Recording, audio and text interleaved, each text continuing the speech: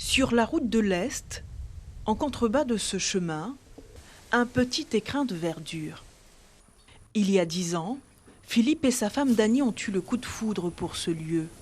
Le couple l'a racheté pour le transformer en gîte.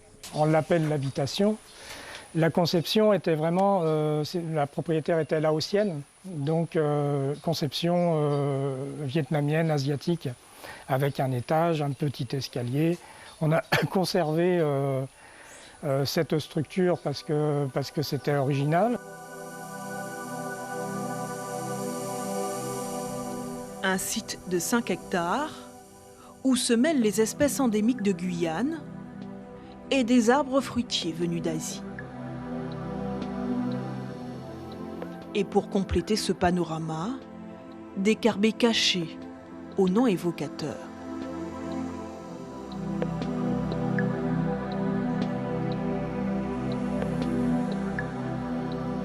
C'est la crique blanche.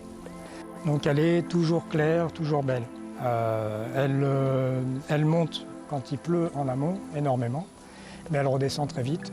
Elle ne fluctue pas en fonction des marées, donc voilà, pas de souci. Elle se jette dans la Roipue à 3 km, ce qui permet aussi d'avoir du poisson. Elle est très poissonneuse, des écrevisses, voilà, tout un écosystème est lié à la crique.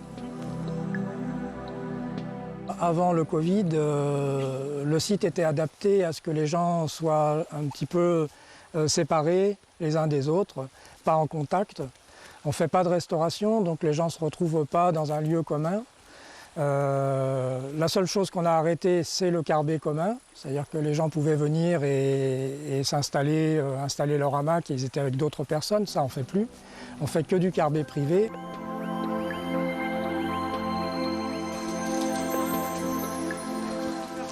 Là, on attaque le Léon que j'ai fait pour rejoindre le sentier Molokoï.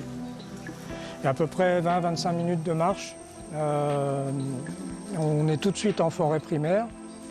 Là, cette partie-là, elle a été exploitée, ça se voit, c'est de la forêt secondaire. Après, on attaque de la forêt primaire et on est sur le Molokoï.